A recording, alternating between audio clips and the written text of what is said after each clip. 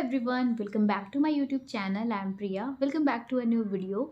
आज की वीडियो में मैं आपके साथ शेयर करूंगी कि जो मेरी सेकेंड ट्राइमेस्टर का लास्ट मंथ था, 6 मंथ और 6 मंथ, हाँ, उसमें मेरे क्या क्या प्रेगनेंसी के मेरे सिम्टम्स थे, क्या क्या चेंजेस आए हैं मेरी बॉडी में, और क्या क्या मैंने डाइट लिया है, क्या क्या कॉम्प्लिकेशंस थे, क्या क्या प्रिकॉशंस लिए और कौन सा टेस्ट हुआ था, ये भी मैं आपके साथ आज की वीडियो में शेयर करूंगी। तो वीडियो में एंड तक बने रहना, और नए हो तो चैनल को सब्सक्राइब भी कर देना। तो चलिए वीडियो को स्टार्ट करते हैं। 6 मंथ यानी कि सेकेंड ट्राइमेस्टर का लास्ट मंथ, ये हमारा सेकेंड ट्राइमेस्टर का लास्ट मंथ होता है। 6 मंथ में जो मेरा अल्ट्रासाउंड हुआ था वो ग्रोथ स्कैन था।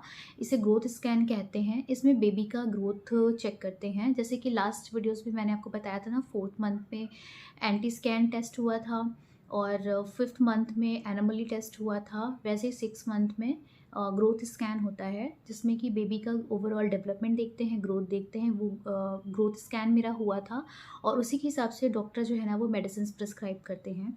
तो मेडिसिन तो मेरे वही सारे चल रहे थे, iron, calcium, protein powder, gas की, एंड जो भी सारी मेडिसिन डॉक्टर ने प्रिस्क्राइब किए थे वही सारे मेडिसिन चल रहे थे। हाँ, हर मंथ वाइज ना मेडिसिन ना एक दो चेंज हो रहे थे। एग्जैक्टली मुझे याद नहीं है, तो वो डॉक्टर का ही प्रिस्क्रिप्शन में ही लिखा हुआ है। बट हाँ, चेंज तो हो रहे थे, हर मंथ में कुछ ना कुछ चेंज हो रहे थे। तो इस मंथ में मुझे टीटी का इंजेक्शन भी लगा था, जैसे कि मैंने आपको बताया था प्रीवियस वीडियो में, 3rd मंथ वाले फर्स्ट ट्राइमेस्टर वाली वीडियो में, कि जो टीटी का इंजेक्शन है वो प्रेगनेंसी में 3 बार लगता है। एक 3rd मंथ में, एक 6 मंथ में और एक 9 मंथ में डिलीवरी के पहले। तो 6 मंथ में भी मुझे टीटी का इंजेक्शन लगा था। एंड 6 मंथ में डॉक्टर ने मुझे बोल दिया था कि आप कोविड का वैक्सीन जो लेना चाहते हो तो ले सकते हो। तो बट मैं अनफॉर्चुनेटली ले नहीं पाई।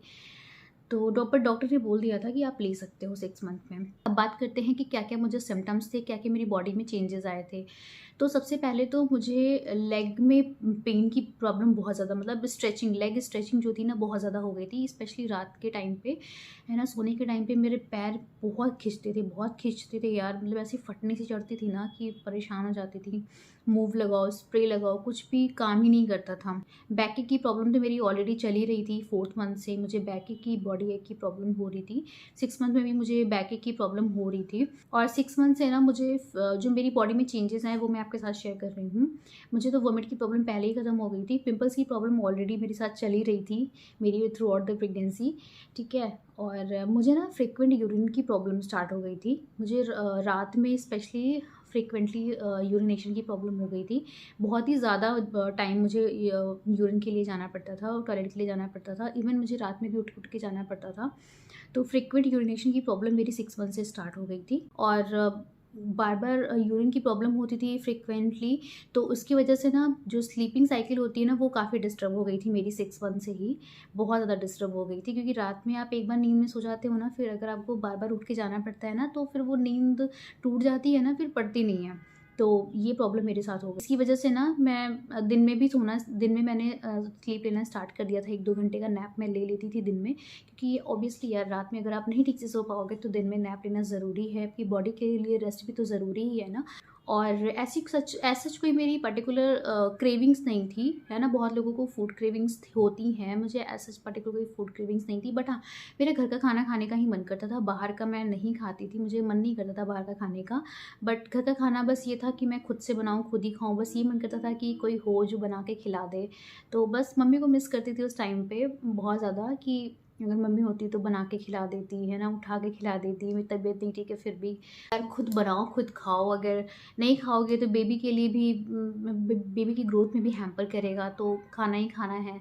और कभी कभी तो मुझे रात में भूख लग जाती थी, तो मैं उठ के रात में भी खाती थी। 6 मंथ से ही फिर मैंने जो कपड़े थे ना वो मैंने अपना वार्डरोब ना चेंज का मतलब क्या किया कि जो मेरी जीन्स वगैरह सारी वैसे कपड़े थे, वेस्टर्न कपड़े और कुर्तियाँ वगैरह जो टाइट थी, फिटिंग की थी, वो सब मैंने थोड़ा साइड कर दिया। और मैंने बहुत लूज़ कपड़े ले लिए। मैंने 1-2 काफ्तान ले लिया है, उसका रिव्यू भी मैंने आपके साथ शेयर किया है। अगर आपने देखा होगा तो, नहीं देखा है तो वीडियो आने वाली होगी। मैंने 1-2 लूज़ काफ्तान ले लिए थे और 1-2 लूज़ कुर्तियाँ मैंने मंगा ली थी एल साइज़ में। मुझे बस वही कंफर्टेबल लग रहा था और नाइट वियर था, मैं वही घर में वही पहनती थी।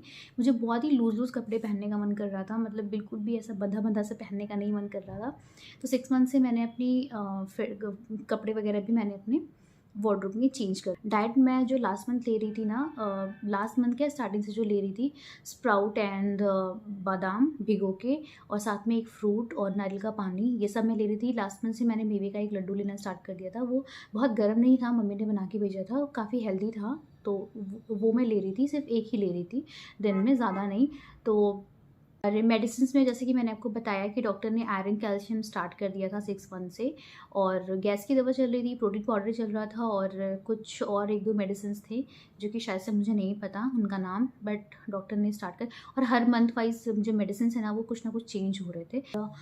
ऐसे 6 मंथ में मुझे कोई प्रॉब्लम नहीं थी। जैसे कि कहते हैं कि जो सेकेंड ट्राइमेस्टर होता है वो हनीमून टाइम होता है, उसे काफ़ी इंजॉय करना चाहिए, क्योंकि उस टाइम पे ना ये टेंशन नहीं होती है कि डिलीवरी का भी, क्योंकि उस टाइम डिलीवरी में भी काफ़ी टाइम अभी है, और जो वोमिट वगैरह की प्रॉब्लम होती है, जो सीवियर प्रॉब्लम होती है, वो आपका निकल चुका है ना फर्स्ट ट्राइमेस्टर में। तो सेकेंड ट्राइमेस्टर का जो टाइम होता है, डॉक्टर वो कहते हैं कि हनीमून पीरियड होता है, आप उसमें इंजॉय करो और घूमो फिरो, सब कुछ करो, है ना। अच्छे से खाओ पियो, जहाँ भी आपको जो भी खाना है वो खा सकते हो। बट मेरे साथ ऐसा क्या था यार, मैं अभी सच बताऊँ तो लिटरली उड़ीसा में हूँ। अगर मैं यही दिल्ली में होती ना या कहीं और होती तो शायद मैं थोड़ा और ज़्यादा एंजॉय करती, बट यहाँ पे कोई इतना जान पहचान का नहीं है, तो उसके साथ, और हस्बैंड का काम ऐसा है कि उनका ट्रिप ज़्यादा रहता है, तो बस मैं अकेले घर पे ही रहती थी। और मुझे घर का ही खाना वैसे भी इसमें प्रेगनेंसी में अच्छा लगता था, बट हाँ ये मन करता था कोई बना के खिला दे, कोई ला के दे दे, बिस्तर पे मैं बैठी हूँ आराम से। जैसे जब बैक की प्रॉब्लम होती है और तबीयत नहीं ठीक लगती है तो मन करता ना कोई ला के बस दे दे और मैं खा लूँ। तो ये थे 6 मंथ में मेरे कुछ सिम्टम्स, कुछ कॉम्प्लिकेशंस जो मैंने आपके साथ शेयर करे हैं। हाँ, कॉम्प्लिकेशन ऐसा कुछ भी नहीं था, मैंने आपको बताया जैसे कि जितना कि मुझे 3rd month and 4th month में प्रॉब्लम हुई है उतनी मुझे नहीं थी। बट हाँ, मेरी जो पिंपल वाली प्रॉब्लम थी ना वो मेरी चली आ रही थी, अभी थ्रू आउट मेरी प्रेगनेंसी वो चली रही है। तो वो आपको हर वीडियो पे हर मंथ के सिम्टम में एक आपको ज़रूर ये देखने को मिलेगा, सुनने को मिलेगा कि पिंपल्स की प्रॉब्लम।